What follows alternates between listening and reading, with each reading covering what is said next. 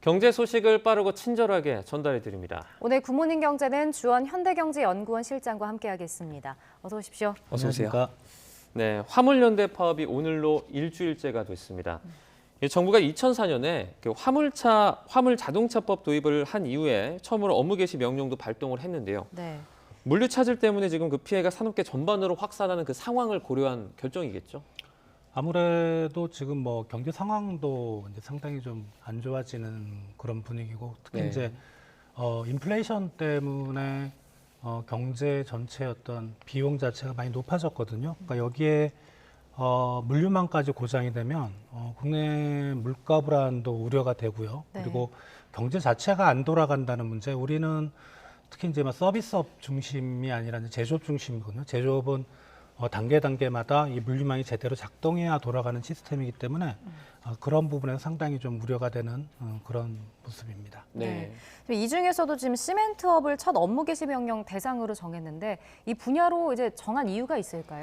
일단은 건설업이라는 자체의 어떤 산업의 또 파급 효과가 상당히 좀 큰 산업이거든요. 네. 부가가치나 고용이나 그리고 특히 최근에 이제 레고랜드 사태부터 이제 시작해서 PF라든가 건설업 전반이 만약에 좀 부실화되거나 위험해지면 그런 리스크가 금융 시장이나 금융 시스템으로 전이가 될 수 있거든요. 그래서 네.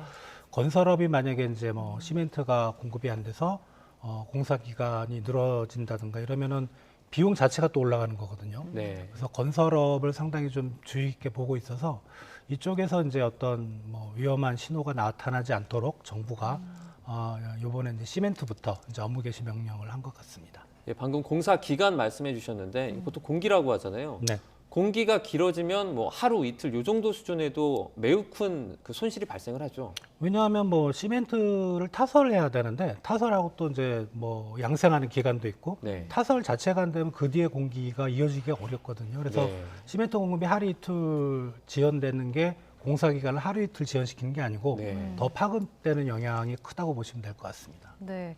지금 실제로 시멘트 그 출고량도 크게 줄었더라고요. 하루 평균 출하량이 지금 10분의 1 수준 정도라고요.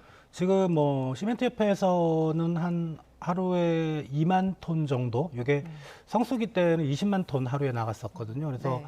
10분의 1 정도라서, 그리고 특히 시멘트 업종의 어떤 그 완제품의 특성이 뭐냐면 야적을 할 수가 없어요. 그러니까 바깥에다가 쌓아둘 수 없는 게 시멘트거든요. 왜냐하면 시멘트는 아시겠지만 조금만 습기가 닿아버리면 굳어버려서 사용을 못 하거든요. 네. 그래서 이제 어떤 일정한 폐쇄에 대한 사일로 같은 데다가 해야 되는데 그 공간이 좀 상당히 한정이 돼 있습니다. 그래서 시멘트 업계도 그렇고 공사장도 그렇고 그런 사일로가 많지 않기 때문에 시멘트는 즉각적으로 만들어져서 이제 레미콘 공장으로 가서 레미콘에서 보통 이제 우리가 도로를 지나다 보면 이렇게 돌아가잖아요. 네. 네.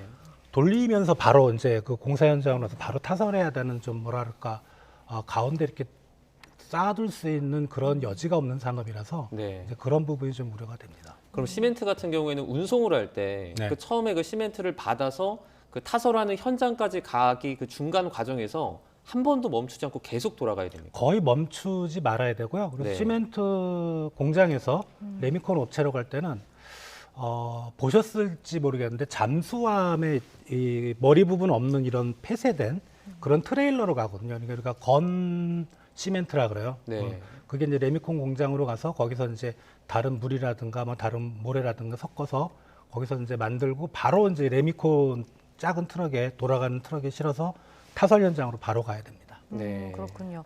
네, 이제 일단 오늘 정부와 화물연대가 2차 교섭을 벌이는데 정부 대응 수위도 높아졌고 화물연대 반발도 지금 큰 상황이잖아요. 합의점을 좀 잘 찾을 수 합의점은 있을까요? 언젠간 찾을 거지만 네. 이제 과거에 이제 어떤 파업의 양상을 보면 파업 하루 이틀하고 끝낸 적은 없었던 것 같아요. 네. 상당히 좀 오래 서로 힘겨루고가 갈 것 같고요. 그리고 이제 파업이 사실 이제 우리의 물류망을 직접적으로 겨냥하고 있으니까 그런 파업을 하는 쪽에서 생각도 이런 국민들이 불편해하고 산업 현장이 제대로 안 돌아가면 이게 정부에 대한 협상력을 가질 거다 이런 생각을 가지고 있기 때문에 당장 좋은 방향으로 갈 것 같지는 않고 좀 장기화될 가능성이 높다고 생각이 됩니다. 네.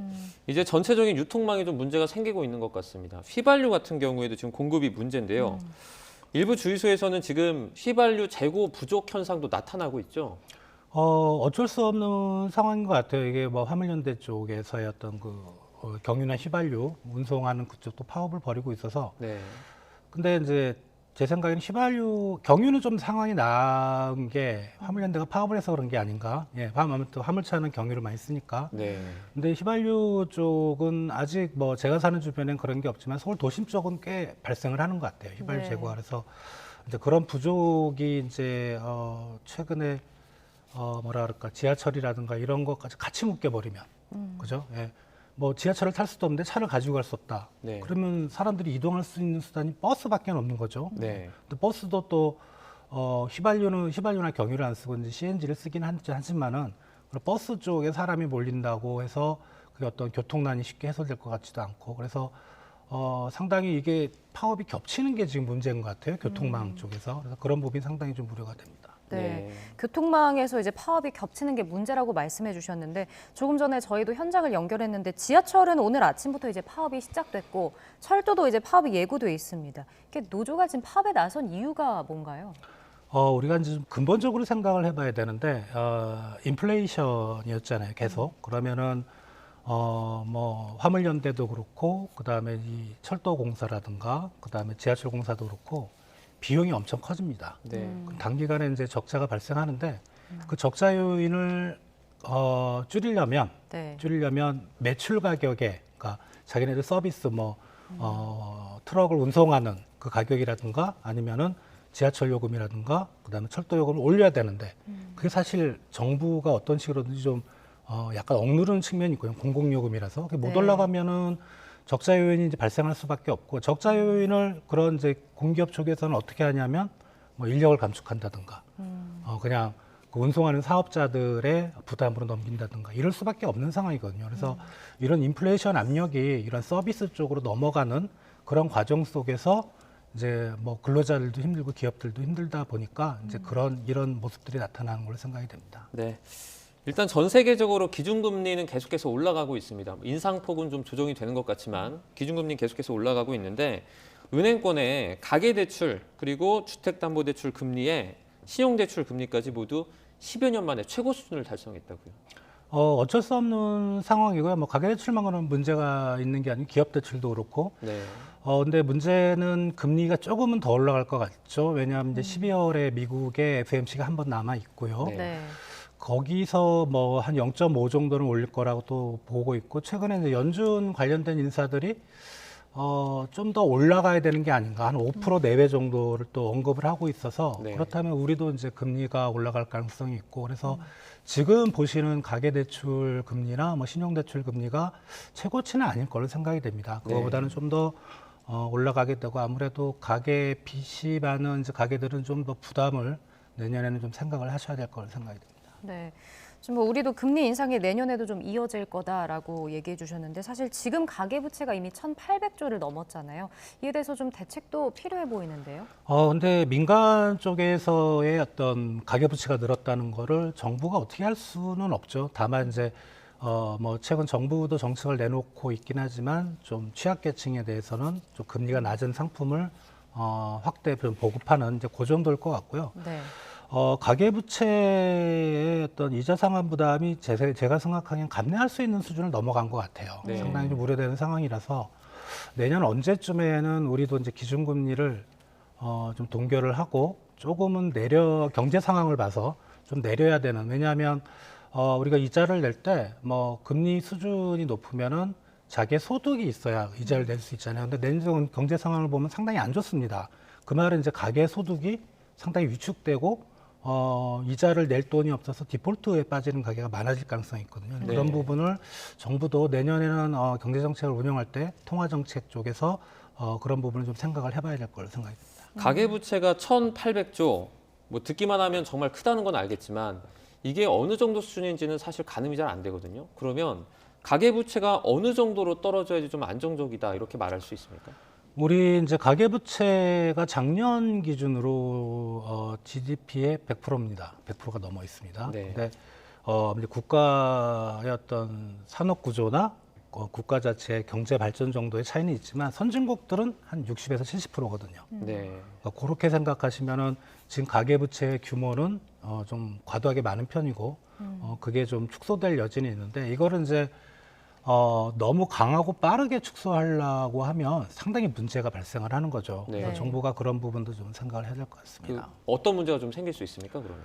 아무래도 디폴트가 생기는 거죠. 가계부채를 축소한다는 거는 금리를 빠르게 올리거나 아니면 민간의 신용대출을 막는다거나 이러면 이제 민간 쪽에 돈이 안 돌 수 있고요. 우리가 과거에 이제 2001년, 2년 그때 카드채 사태가 있었거든요. 그때도 네. 이제 가계부채의 어떤 버블이 꺼지면서 다른 나라들은 그때 경제가 괜찮았는데 우리나라가 민간 소비를 중심에 상당히 좀 어려웠던 그런 시기가 있었습니다. 네. 이제 그런 식의 어떤 버블이 붕괴된다든가 어떤 가계 쪽에서의 어떤 신용이 막히면 상당히 경제에 악영향을 미칠 수 있다고 생각이 됩니다. 네. 자, 이번에 해외 증시도 살펴보겠습니다. 뉴욕 증시가 오늘은 혼조세로 마감을 했죠.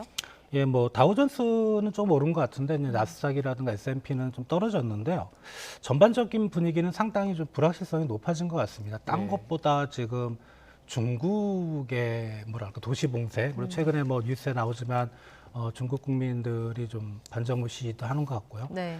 이게 이제 지난 2분기에 중국이 상하이를 봉쇄하면서 경제 성장률이 0%대로 급락을 했거든요. 네. 그래서 4분기가 지금 이런 상황이라면 중국 경제 상당히 또 성장이 위축될 수 있고 물리맹이 작동이 안 되면 세계 주요국들이 미국도 그렇지만 중국산 중간재나 완제품을 수입하는 비중이 꽤 높기 때문에 그게 차단이 될 가능성이 있습니다. 지난 2분기 때 그랬고 그래서 그런 가능성 때문에 지금 증시가 좀 혼조세를 보이고 있고요. 또 하나는 이제 그 파월이 어떤 이제 코멘트를 할 것 같은데 조만간 네. 과연 이제 어떤 발언을 할까? 예.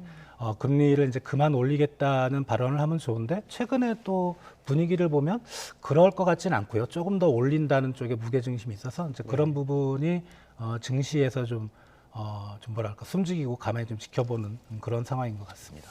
지금 만약에 그러니까 미국이 이제 금리를 계속 올린다면 상단은 어느 정도로 지금 예상되고 있죠? 상단은 4.5, 요번에 이제 0.5%포인트를 올리면 4.5가 되는데요. 네. 그거보다는 좀 더 높을 거라는 시각이 좀 많아졌습니다. 그러니까 네. 4.75에서 5 정도로 보고 있는데, 4.5% 요번에 12월 달에 올리는 그게 상단이라고 보는 시각도 꽤 있거든요. 그래서 이제 미국의 물가 상승률, 물가 지수도 발표가 될 건데, 앞으로 나오는 물가 지수가 많이 떨어진다면, 뭐 좀 상단이 4.5가 될 가능성이 있는데 많이 떨어질 것 같아 보이진 않고요. 네. 그런 부분을 생각하면 4.75나 5% 미국 기준금리로 보면 그 정도가 아마 상단이지 않을까 싶습니다. 얼마 전까지만 해도 그 세관에서 내년 한 중순까지 5%대에서 7%까지도 갈 수 있다 이런 얘기가 나왔는데 지금은 그런 의견은 별로 없나요? 미국 그 연준 위원 중에 한 분이 이제 그런 발언을 했는데 그분이 네. 아주 전형적인 매파예요. 네. 매파 의원이고 그리고 이게 지막은행 총재들이 돌아가면서 이제 연준위원회 들어가는데 내년에는 빠집니다. 다행히. 네. 그래서 그 부분은 좀 안심하셔도 7%까지는 우리가 좀 생각하기는 어렵지 않겠습니까? 네, 알겠습니다. 알겠습니다. 자, 미국 집값은 지금 석 달 연속 떨어졌습니다. 근데 내년에도 이제 가격이 더 떨어질 거란 전망이 나오는데, 근데 미국에선 지금 그래도 집 사기는 어려운 상황인 거잖아요. 지금 뭐 어느 나라든지 이 금리로 미국 모기지 금리, 우리나라 이제 주택담보대출 금리 같은 많이 올랐거든요. 제가 계산해 본 거로는 최근 1, 2년 사이 한 3배 정도는 올랐어요. 그렇다면 집을 사는 게 문제가 아니고요. 그 집을 살려고 이제 뭐 대출이라든가 이런 신용 부분에 이자 갚기도 벅찰 겁니다. 네. 그러니까 그런 부분은 최근 우리나라 부동산 시장하고 뭐 비슷하다고 보시면 될 것 같습니다. 그 우리나라도 지금 집값이 좀 많이 올라서 뭐 최근에 좀 떨어졌지만 전체적으로 많이 올라서 집 사기 힘들다 이런 얘기가 많이 나왔잖아요. 네. 미국 같은 경우에는 그 저희가 이제 인터넷이나 영상을 찾아보면 그 정도가 많이 심각한 것으로 나오는 경우가 많더라고요. 이렇게 차이가 좀 많이 나는 이유가 있습니까? 미국은 뭐랄까 부동산 거래 자체가 상당히 시장이 좀 활성화가 돼 있거든요. 쉽게 네. 사고 팔 수 있는 그런 시장들이 많아서 우리나라는 근데 좀 쉽지가 않죠. 워낙 덩치도 크고 우리 전체 가계 부채라든가 가계 소득이 차지하는 비중이 크기 때문에. 근데 미국은 이제 그런 시장이 상당히 좀 파생 상품도 많이 개발이 돼 있고 네. 그런 거 같고요. 그리고 아무래도 이제 미국 언론도 좀 부각을 하겠죠. 뭐 for sale이라고 써놓은 그런 주택단지만 돌아다니면서 근데 네. 전반적인 현상은 아닐 것 같고 우리 강남처럼 많이 올랐던 지역을 아마 타겟으로 해서 이제 그런 부분에서 언론에서 많이 나오는 걸로 생각이 됩니다. 그 예컨대 GDP가 뭐 한 10배 정도 차이 난다. 그러면은 저희가 상식적으로 집값이 한 10배 정도 차이 날 수 있다라고 생각을 할 수 있잖아요. 그런데 그 이상 차이 나는 곳도 되게 많더라고요. 이유가 좀 있을까요? 왜냐하면 이제 그 나라의 지리적 특성이 필요하거든요. 네. 뭐 예를 들어 미국의 국토 면적은 상당히 크잖아요. 호주나. 네. 근데 우리는 주택이나 집을 지을 땅이 없죠. 네. 사실 산지를 깎아서 할 수도 있지만 상당히 비용도 많이 들고. 근데 그런 부분도 있고 또 인구 밀도라든가 또는 이제 미국이나 이런 쪽도 보면 전반적으로 집값이 그렇게 높은 건 아니고요. 네. 뉴욕 맨하탄처럼 이렇게 좀 경제 중심지라든가 사람이 많이 몰려 있는 쪽 그런 쪽이 높은 거지. 사실 주변으로 나가면 그렇게 집값이 또 비쌀 이유는 없겠죠. 예. 알겠습니다. 네, 오늘 굿모닝 경제는 여기까지 듣겠습니다. 주원 현대경제연구원 실장과 함께했습니다. 고맙습니다.